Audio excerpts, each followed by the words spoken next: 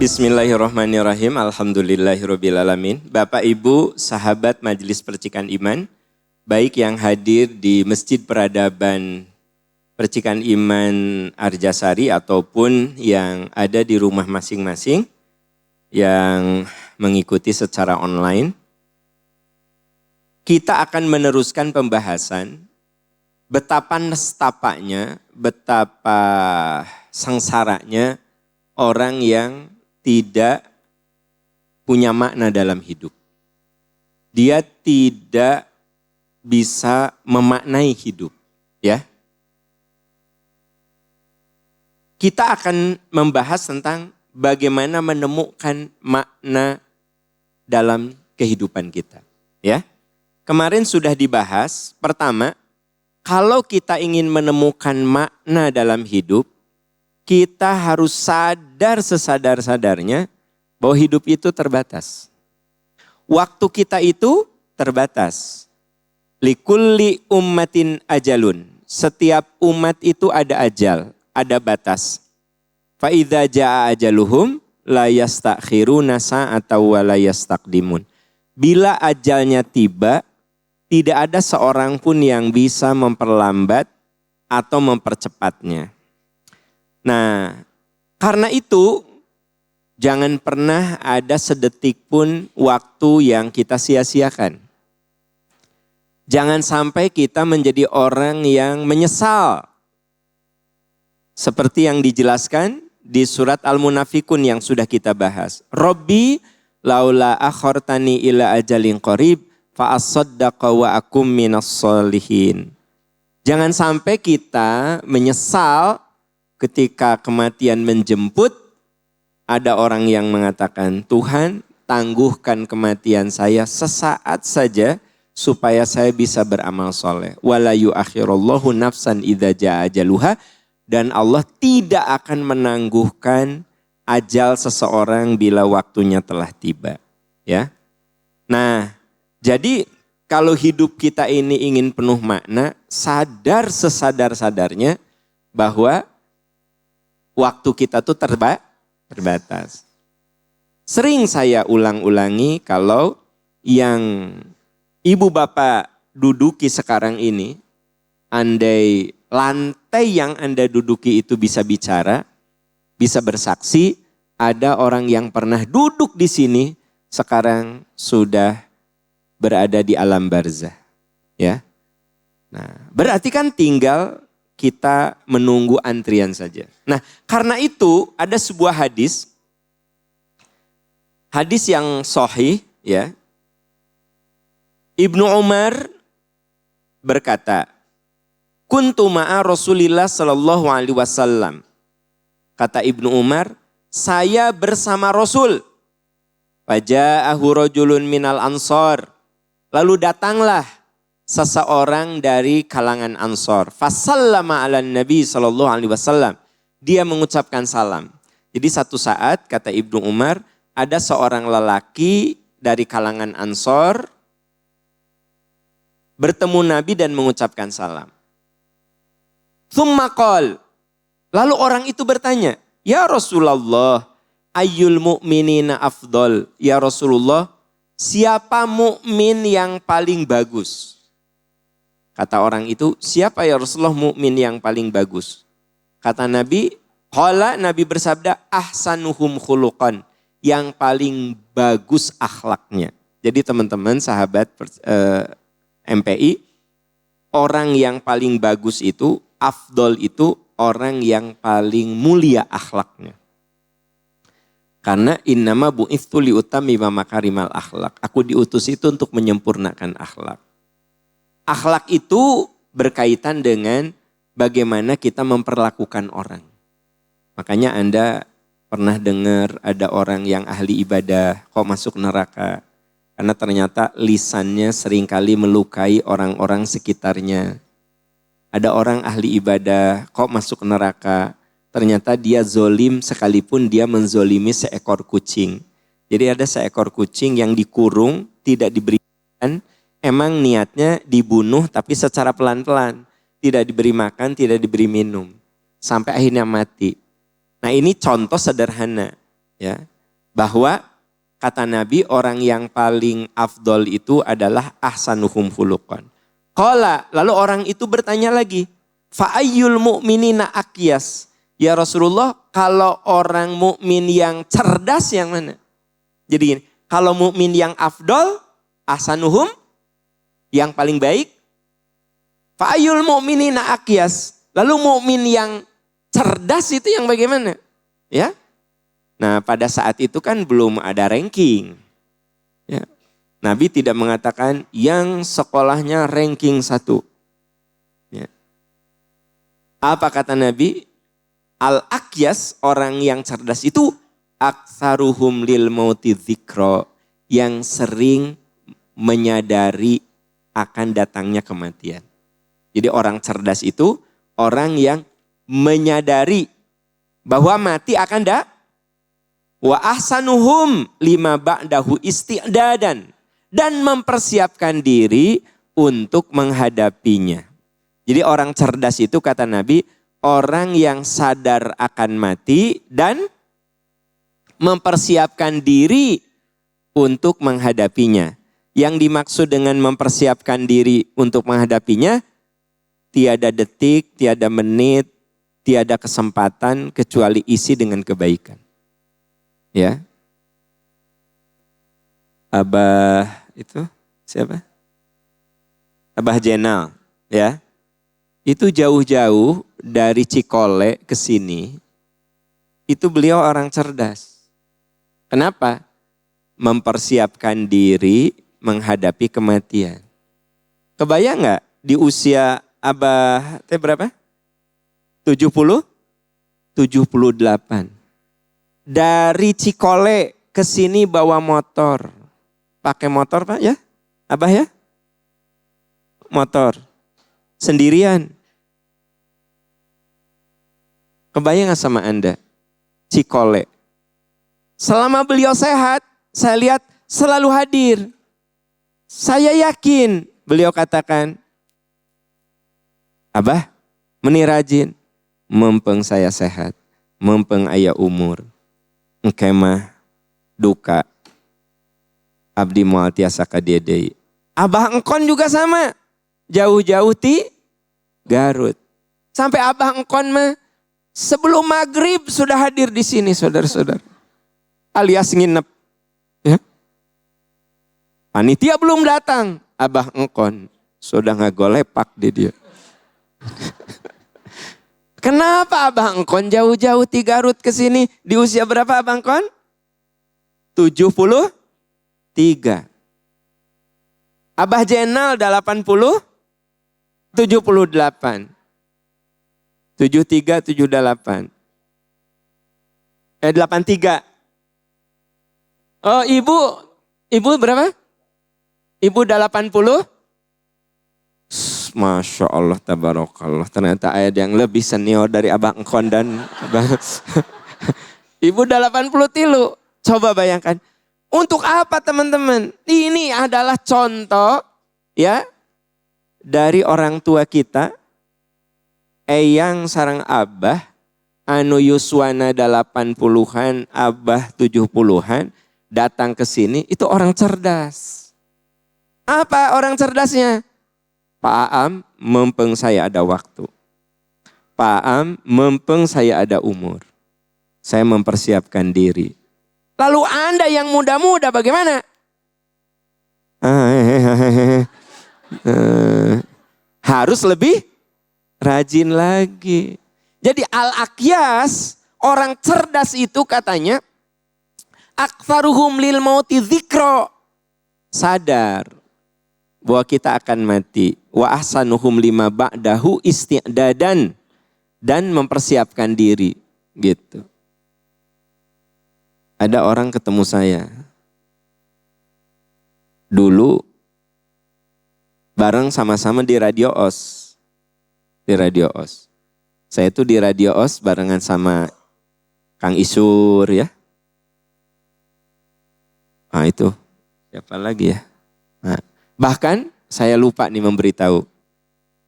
Dulu yang suka nemenin saya, Kang Dadan Sujono, yang suka ngisi di bareng sama saya, Allah menakdirkan, Allah sudah memanggilnya. Ya, innalillahi wa inna ilaihi. Allahumma gfir lahu warhamhu wa'afihi wa'fu anhu wa akrim nuzulahu wa simadallah. Itu mah dahsyat. Saya lagi di Madinah, WA sama saya. Ngirim link pernikahan putranya. Beliau bilang, saya sebenarnya mau mengirimkan undangan pernikahan, tapi Pak Am kan wujud di Mekah. Ngirim. Saya bilang, iya Pak Dadan, insya Allah saya datang. Saya lagi di Madinah. Beberapa hari kemudian saya dapat informasi beliau meninggal. Chattingannya masih ada di saya. Alhamdulillah turnuhun kayak diduikan kepun anak bla bla bla bla. Kebayang nggak Bu? Beliau ini meninggal mendadak karena sedang tidur. Sedang tidur pas anaknya aneh biasanya suka membangunkan anak-anaknya. Lalu pas ke kamar, Kang Dadan ini sudah wafat. Ya, maksud saya apa? Saya ingin cerita sama Anda bahwa, nah kemarin putranya itu menikah. Kan saya janji mau datang, saya datang. Saya nangis benar-benar sedih gitu ya, karena ingat sama bapaknya. Nah ketemu dengan penyiar yang lain. Pak Am, masih di Radio Os? Ya masih atuh cek saya teh. Ngan saya udah di rumah. Gitu. Ini rajin gitu tiap pagi. Ya tiap pagi atuh cek. Tuh bosan. Saya bilang ini, bakal maut. Mumpung saya masih bisa bangun, saya masih bisa ngomong, ya saya sama Allah masih diberi sehat, ya. Saya akan lakukan terus. Saya tidak akan ada istilah bosan. Kenapa? Isti'dadan lima ba'dal maut. Dan saya pengen atuku Nabi disebut orang cerdas. Pengen tuh disebut orang cerdas. Pengen mau kan? Nukumaha nu cerdas teh. Ingat mati dan mempersiapkan. Biarin Anda selalu ranking sesuai jumlah murid juga. Nggak masalah. Murid 30 ranking. Pernah Anda masuk 10 besar, muridnya 10 orang. Nggak masalah. Itu cerdas. Asal sadar akan mati dan isti'dadan lima ba'dahu. Mempersiapkan diri nanti bakal bawa apa gitu. Dengar teman-teman. Ibu yang dari jam 3 pagi. Ibu yang dari jam 6. Ibu bapak yang dari jauh. Teman-teman itu sedang berbekal. Karena setiap langkahnya itu pengangkat martabat. Setiap langkah itu penggugur dosa. Ya. Dan duduknya kita di sini itu terbukanya malaikat rahmat membukakan sayapnya dan menaungi orang-orang yang duduk di majelis. Belum lagi tadi dibacakan ayat, Bapak Ibu mendengarkannya. Nanti sebentar lagi Ustadz Asep akan membacakan juga, kasihan belum ada pekerjaan ya. Nah, membacakan ayat. Maka itu juga akan jadi sumber keberkahan. Dan itu isti'dadan lima ba'dahu. Kita menjadi orang cerdas karena mempersiapkan diri untuk pulang, untuk wafat. Ya, ulaikal akyas kata Nabi, itulah orang yang cerdas. Jadi siapa orang yang paling afdal? Yang paling baik akhlaknya, yang mempersiapkan mati. Dengar atuh Bu, Ibu teh kan duduk di depan saya. Siapa orang yang paling afdal? Yang paling baik akhlaknya. Siapa orang yang paling cerdas? Sadar akan mati dan mempersiapkan diri menghadapi. Nah, itu orang yang cerdas ya gitu. Oke. Ya. Nah ini ada nasihat lagi ya, dari hadis Ibnu Hibban. Anas bin Malik berkata, qala Rasulullah sallallahu alaihi wasallam. Rasulullah bersabda, aktsiru dzikra hadzimil ladzat, yakni al-maut. Sering-sering kamu mengingat pemutus kenikmatan, yaitu kematian. Bapak Ibu, mati mah pemutus kenikmatan. Saya ingat ada seorang jamaah, ini kejadiannya udah lama kayaknya 15 tahun yang lalu. Beliau ini haji sama saya, umroh sama saya. Pak Am, saya ada rezeki. Saya mau bikin rumah. Iya masih tanah nih. Dia ada, Pak Am, kita makan siang. Saya ingin nunjukin. Biar Pak Am doakan tempat itu. Lahannya lega Bu. Posisinya bagus. View-nya Bandung, cus.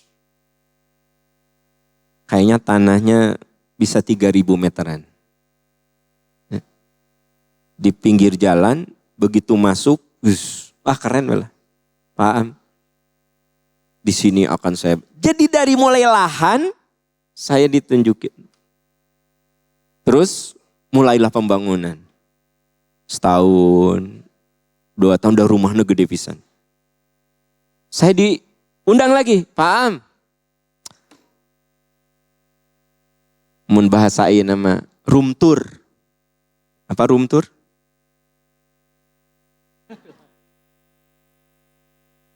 Room tour. Keliling-keliling ningali kamar-kamar. Room tour. Hari Anda naon dengernya? Luntur. Iya, kesalahan mikrofon yang masih dalam proses perbaikan. Room tour. Jadi kieu Pak Am, ieu ruang tengah, ini kamar tamu, ini ruang pengajian. Emang eta rumah nate persis seperti yang saya cita-citakan. Malah dia yang mewujudkannya. Jadi saya bercita-cita pengen punya rumah teh yang lega untuk silaturahmi ya.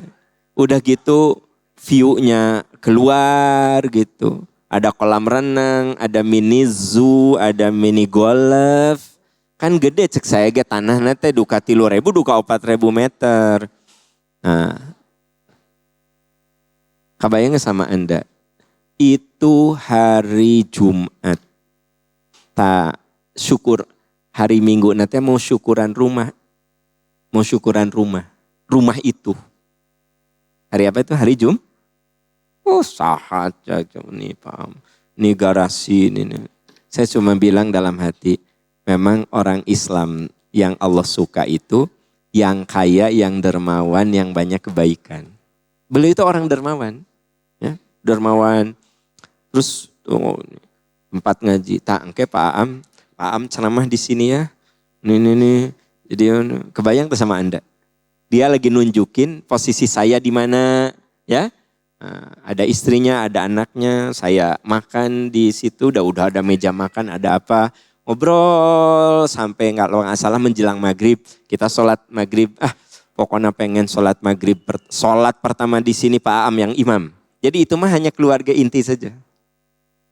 Jumat, ingat. Sabtu pagi, beliau meninggal.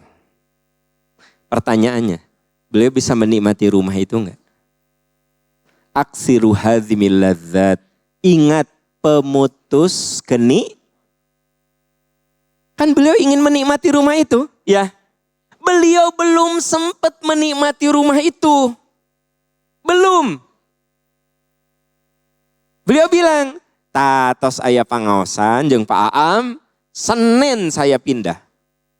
Maksudnya sebenarnya sudah lengkap itu rumah. Ya. Kan Anda mau bikin rumah tesok. Tara lengkap geningan. Kasur can aya geus pindahnya. Nya Anda mah aku juga tahu. Ya ngampar bener tuh. Ini mah saya ke tiap kamar sebagai bentuk penghargaan. Nih Pak Am, ini kamar saya. Udah lengkap kasurnya segala macam. Ini kamar tamu bisi Pak Am satu saat pengen nginep di sini, sok bawa keluarga sini ya. Beliau baik sekali, dibawa ke lantai 2. Terus pokoknya dibawa aja ke semua. Terakhir habis sholat maghrib makan di meja makan. Ngobrol. Sabtu pagi meninggal. Jadi hari Ahad akhirnya bukan syukuran rumah, tapi takziah. Kebayang nggak? Acaranya dirubah. Udah undangan sudah menyebar. Tasyakur bin nikmah, kepindahan rumah, hari Ahad, ba'da asar, penceramah Ustadz Aam Amiruddin. Kebayang sama Anda? Maka diubahlah, tetap pada hadir, tapi bicara tentang takziah. Kebayang sama Anda? Kata Nabi, akthiru hazimil ladzat. Ingatlah pemutus. Saya punya mahasiswa datang ke saya. Pak Am, berkenan Pak Am hadir. Kamu nikah? Ya, nganterin undangan. Qadarullah Bu, itu mahasiswa saya ini ya sudah nganterin undangan, dia masih nganter-nganter undangan yang lain. Kecelakaan Bu, meninggal. Saya ingin cerita sama Anda. Dia bisa menikmati akad nikah? Tidak. Kebayang sama Anda tuh. Saya lupa itu Senin atau Selasa, dia nikahnya hari Sabtu. Jadi beberapa hari lagi. Sampai saya bilang, tuh kamu pakai pos dalam zaman dulu mah belum ada WA. Padahal pos kan WA tuh kamu teh ribuh cik saya teh gitu. Ante cenah ka bapak mah hoyong masihkeun langsung. Ya. Nah, ada beberapa orang yang sama dia dianterin. Nah, saat itulah Allah menakdirkan meninggal. Jadi betul kata Nabi, aktsiru hadzimil ladzat. Ingat pemutus kenikmatan, yaitu maut. Fa illam yadhkurhu fi dhiqi minal aish illa wasi'ahu. Wala dzakarahu fi si'atin illa dhiqahu. Illa dhayyiqaha.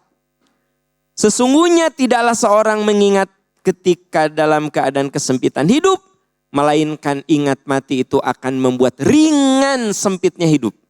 Dan lapangnya kehidupan akan membuat dia sadar bahwa kelapangan itu harus digunakan untuk kebaikan. Jadi kata Nabi, sok kamu ingat pemutus kematian.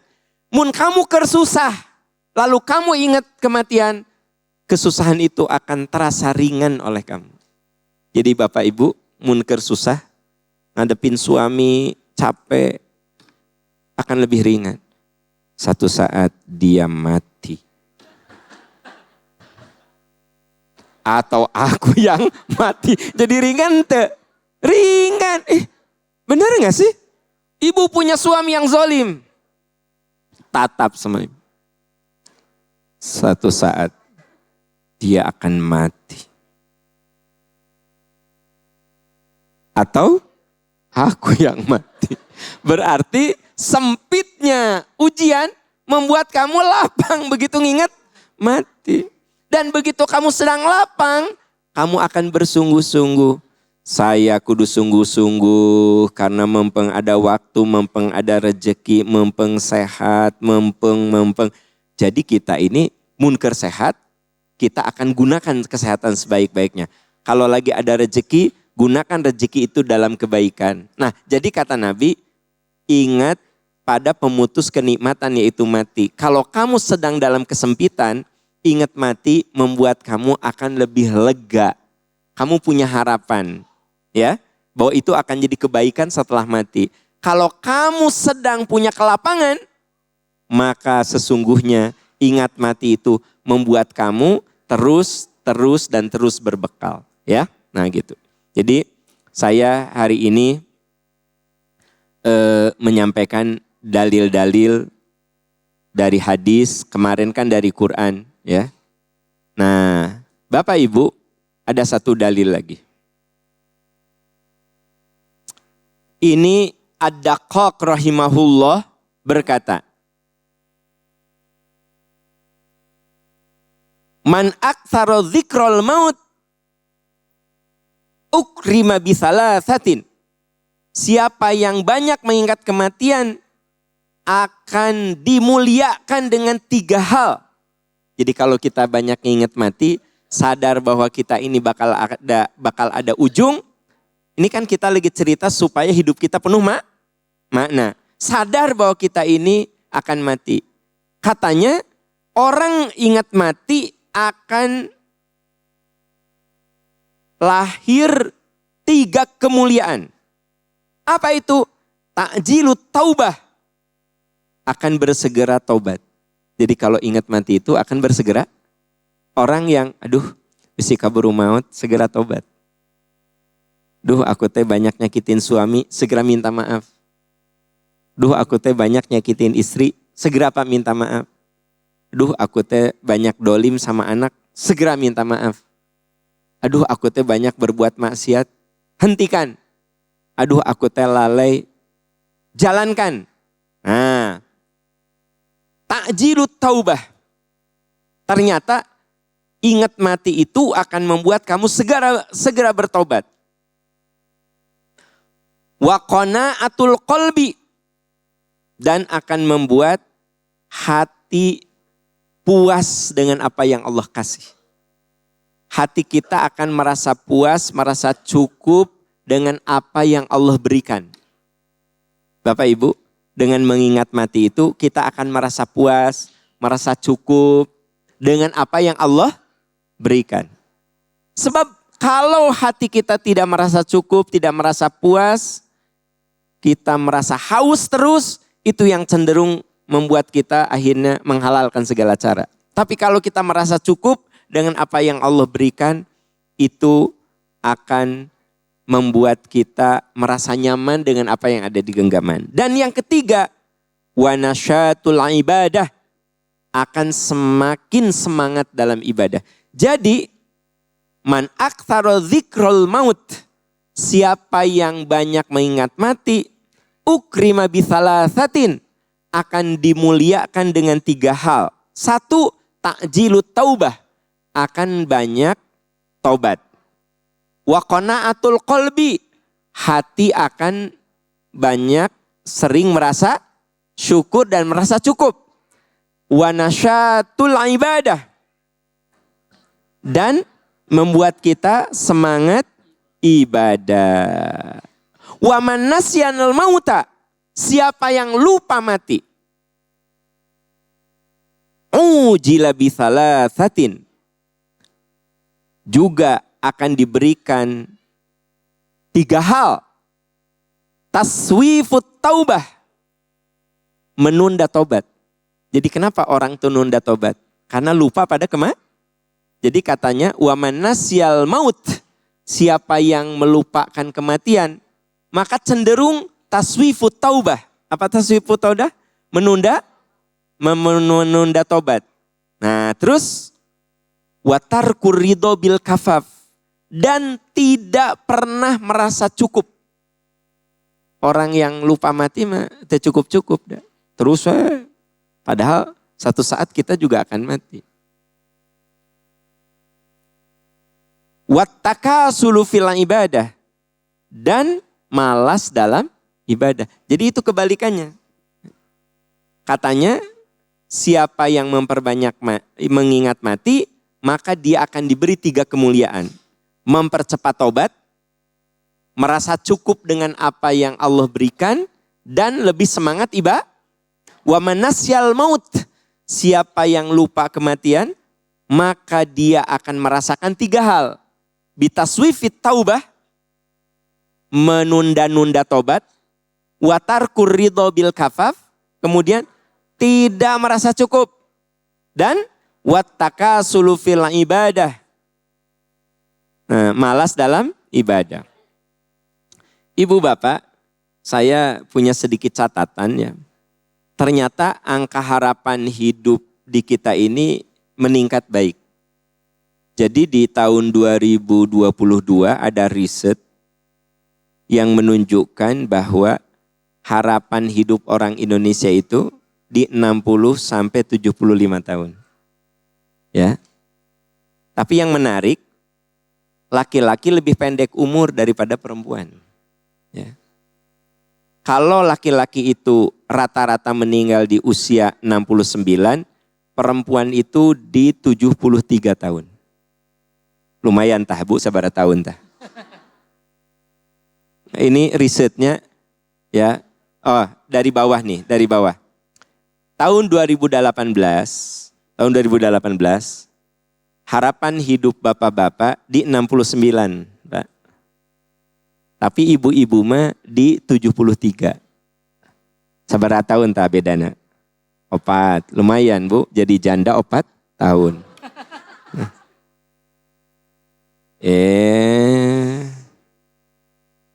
Terus tahun 2018, ya, harapan hidupnya adalah bapak-bapak 69 tahun juga, ibu-ibu 73 tahun, sekian. Terus naik, ujungnya tahun 2022.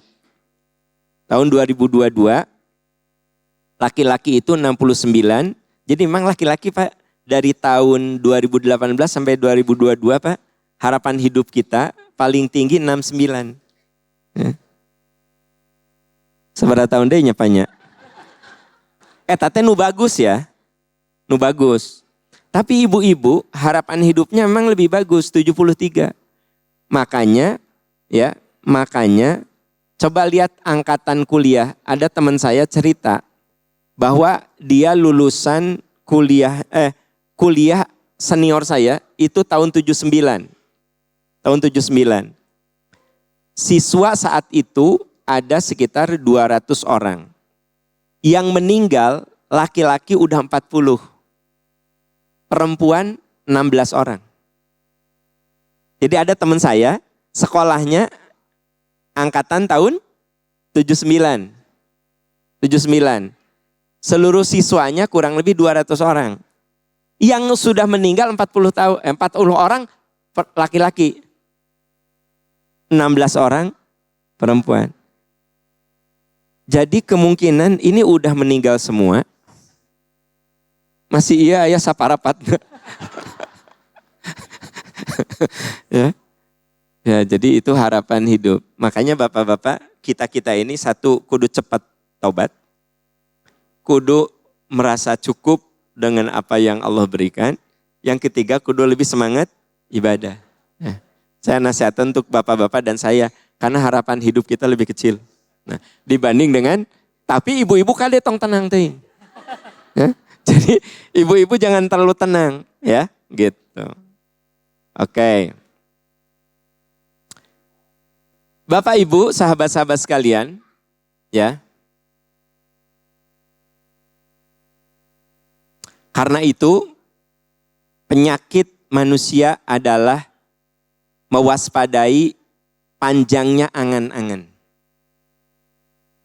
Idza asbahta, bila engkau berada di waktu pagi, jangan menghayal, berangan-angan kamu mendapatkan waktu sore. Gini Bu, kita pagi nih, jangan berangan-angan umur kita nyampe belum tentu. Ya. Idza amsaita, kalau kau berada di waktu sore, fala tuhaddits nafsuk bis sobah. Jangan kamu berangan-angan pagi masih ada.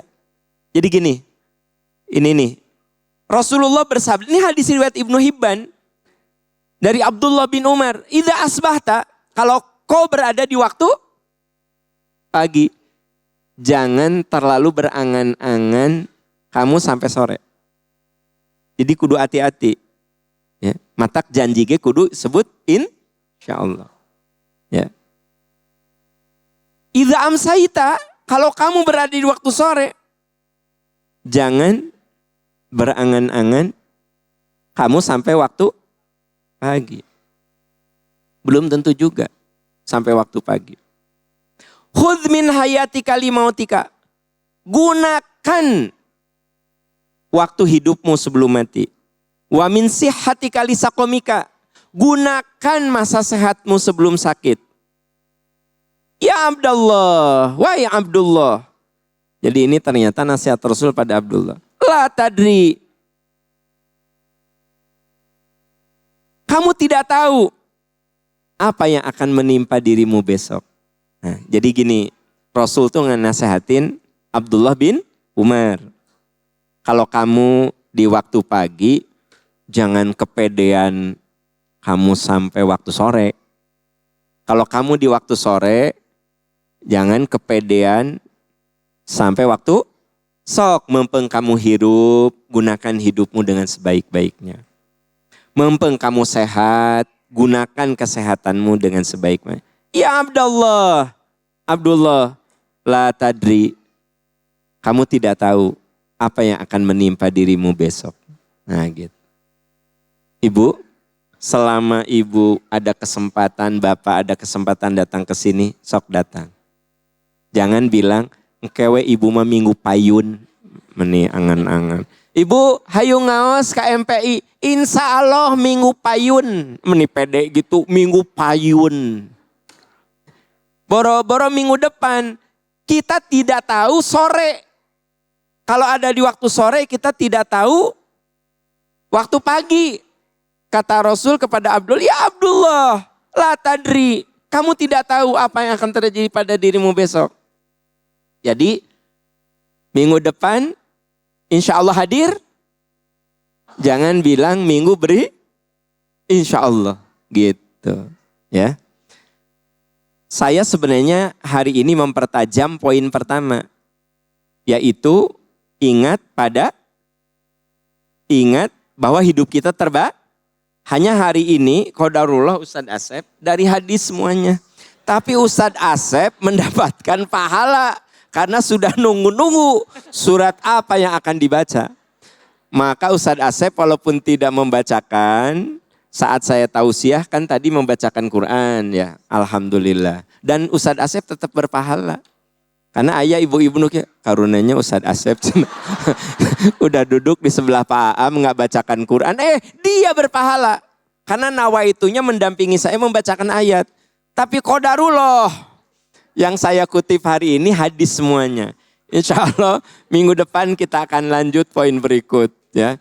Insya Allah. Mudah-mudahan Allah memberikan umur, kesehatan, kesempatan, kekuatan pada kita semua. Alhamdulillahirrabbilalamin. Subhanaka Allahumma wa bihamdika.